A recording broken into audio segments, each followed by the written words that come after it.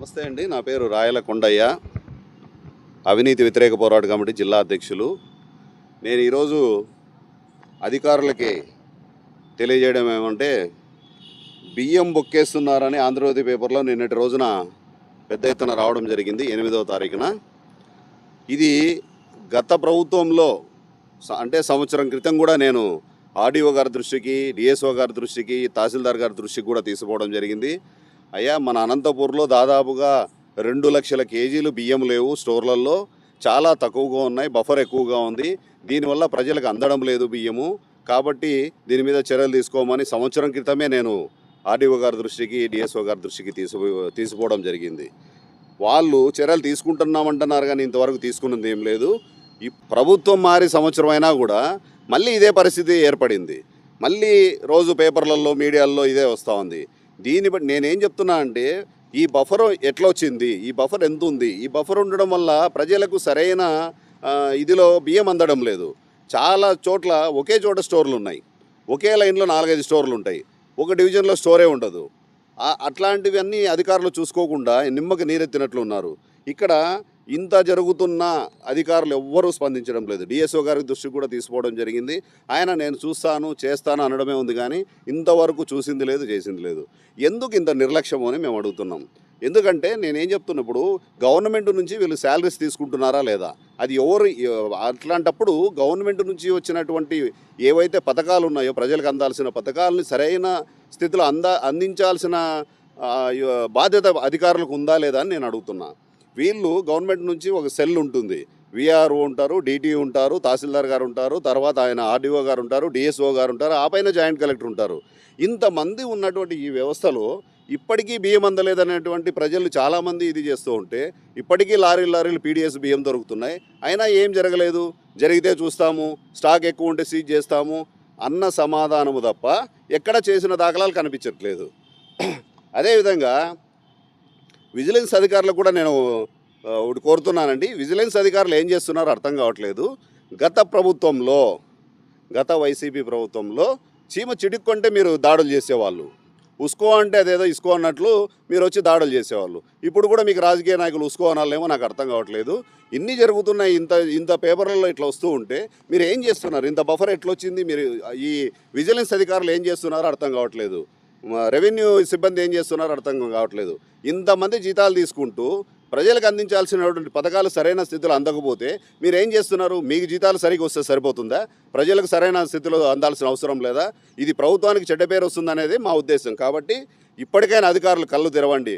ప్రజలు చీదరించుకుంటున్నారు అధికారులని, లక్షల జీతం తీసుకొని నిద్రపోతున్నారు సీట్లలో. మీరు ఏం చేస్తున్నారు? మాకు సరైన ఇది లేదు, సరిగా బియ్యం అందట్లేదు, సరైన స్థితిలో స్టోర్లు ఉండడం లేదు, కొన్ని స్టోర్ల బోర్డులు లేవని మేము చెప్పాల్సిన పరిస్థితి వచ్చింది అధికారులకి.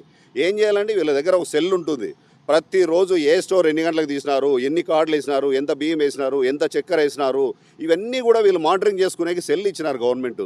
వీళ్ళకు జీతభత్యాలే కాక సెల్లుకు సిమ్ముకు అమౌంట్ ఎన్ని వేసినా కూడా ఇప్పటిదాకా ఇంతవరకు చర్యలు లేవంటే ఏం చేస్తున్నట్లు అధికారులు? గుడ్డి గుర్రాలకు పళ్ళు దోముతున్నారా అని అనిపిస్తుంది. ప్రజలు కూడా ఇదే మాట్లాడుకుంటున్నారు. ఈ అధికారులు ఇంకా మొద్దు నిద్రలో ఉన్నారు. ఇలాంటి వాళ్ళని ఏం చేయాలో అర్థం కావట్లేదు. ప్రభుత్వం ఇప్పటికైనా చర్యలు తీసుకోండి, నాయకులారా స్పందించండి. మీరు కూడా, ఇది ప్రభుత్వానికి చెడ్డ పేరు వస్తుంది. ఇంత పెద్ద ఎత్తున మన సీఎం గారు ఎంతో టెక్నాలజీని పరిచయం చేశారు. 10 సంవత్సరాల క్రితమే మనకి ఈ టెక్నాలజీ ఉంది, ఏదైతే స్టోర్లకు సంబంధించి అన్ని దానికి సంబంధించి ఇంత టెక్నాలజీని ఆయన 10 సంవత్సరాల క్రితమే మన నారా చంద్రబాబు నాయుడు గారు తీసుకురావడం జరిగింది. మరి ఈ రోజుడికి కూడా అధికారులు ఇంకా నిద్రమత్తులో ఉంటే ఇది ప్రభుత్వానికి చెడ్డ పేరు వస్తుందా లేదా? నాయకులు కూడా ఏం చేస్తున్నారో అర్థం కావట్లేదు. మరి నాయకుల ప్రమేయం ఉందా, లేకపోతే ఈ అధికారులకు ఇంకా నిద్ర విడిపోవడం లేదా, లేకపోతే గత ప్రభుత్వం హయాంలోనే ఉన్నామనుకుంటున్నారా? ఇంకా అర్థం కావడం లేదు. ఇప్పటికైనా స్పందించండి అధికారుల, లేదంటే ఈ ప్రజా వ్యతిరేకం ఖచ్చితంగా వస్తుంది, ఇది ప్రభుత్వానికి కూడా చెడ్డ పేరు వస్తుంది. ఇప్పటికైనా మీరు స్పందించండి అని కోరుచున్నాం. అలాగే ఈ పరిస్థితి ఎందుకు వచ్చింది స్టోర్లలో అనేది కూడా కొంచెం వివరణ ఇవ్వాల్సిన అవసరం ఉంది. ఎందుకంటే గత ప్రభుత్వం ఎప్పుడైతే మారిందో, ప్రభుత్వం మారుతూనే పర్మనెంట్ స్టోర్లను కూడా తీసేసి ఈ నాయకులు ఎవరికి పడితే వాళ్ళకి స్టోర్లు ఇవ్వడం జరిగింది. ఎవరికి పడితే వాళ్ళకంటే అవగాహన లేని వాళ్ళకి స్టోర్లు ఇవ్వడం వల్ల స్టోర్ డీలర్లు వాళ్ళు ఏదో మాకు వచ్చిన ఆనందంతో వాళ్ళ స్టోర్లు తీసుకోవడం జరిగింది. వాళ్ళు ఆ స్టోర్లో ఎంత బఫర్ ఉంది, ఆ బఫర్ ఎట్లా చేసుకోవాలా మేము, దాని తర్వాత రేపు పొద్దున ఏమన్నా ప్రజలతో ఇబ్బంది వస్తుందా అనేది ఆ కొత్త డీలర్కి అర్థం కాదు. ఆ రోజు స్టోర్ వస్తుంది కదా అని ఆనందంతో సంకలు ఎగరేసుకొని ఈరోజు తీసుకొని, ఈరోజు బఫర్ ఉంది, దాన్ని ఎట్లా క్లీన్ చేసుకోవాలో తెలియదు. ఆ బఫర్ను జీరో చేసుకోవాలంటే సొంతంగా బియ్యం కొనాల్సిన పరిస్థితి వచ్చింది. అలాంటి పరిస్థితి ఇప్పుడున్న పరిస్థితుల్లో గవర్నమెంట్ ఇస్తున్నది బియ్యము చక్కెర ఈ రెండే కాబట్టి ఆ డీలర్లకు కూడా కమిషన్ తక్కువే. కాబట్టి ఆ కమిషన్లో వాళ్ళు బాడగలు కట్టుకొని తర్వాత ఈ బఫర్ను జీరో చేసుకోవాలంటే సొంత డబ్బులు పెట్టి ఎక్కడన్నా బియ్యం కొని క్లీన్ చేసుకోవాల్సిన పరిస్థితి వచ్చింది. ఈ బఫర్కు అదనంగా మేము 10% ఇస్తామంటున్నారు. 10% ఇస్తారు. ఇక్కడ బఫర్ ఉంది, 200 బ్యాగులు రావాలి, 400 బ్యాగులు వచ్చిన స్టోర్లో 100 బ్యాగులు వస్తే మీరు అదనంగా 10% అంటే ఎంత ఇస్తారు? 40 బ్యాగులు ఇస్తారు. ఏ మూలకైతే అవి ప్రజలకి? అన్ని స్టోర్లలో ఇస్తున్నామంటారు. కొన్ని స్టోర్లలో బియ్యం అయితే మిగిలిన మాట వాస్తవమే, డిఎస్ఓ గారు చెప్తున్నారు కొన్ని చోట్ల ఉన్నాయి, ఖర్చు కావడం లేదని. అలా అక్కడ చూడండి, వరుసగా స్టోర్లు 5-6 స్టోర్లు ఉన్నప్పుడు ఒక్కో చోట మిగిలొచ్చేమో, కానీ ఆ మిగిలినది కూడా అవగాహన ఉంది కదా, ఏ స్టోర్లో బియ్యం లేవు, ఎక్కడ ఇది చేయాలనేది అక్కడికి పంపించండి, అది తరలించి ఆ స్టోర్లో అమ్మించండి. ఇంత గతంలో చేశారు కదా, ఇప్పుడు ఎందుకు చేయడం లేదు అర్థం కావడం లేదు. అది ఏ స్టోర్లో స్టాక్ మిగిలింది, ఏ స్టోర్లో స్టాక్ తక్కువ వచ్చింది అక్కడ తరలించండి బియ్యము. ఆయన దగ్గర ఎందుకు స్టాక్ పెట్టాల్సిన అవసరం ఏముంది?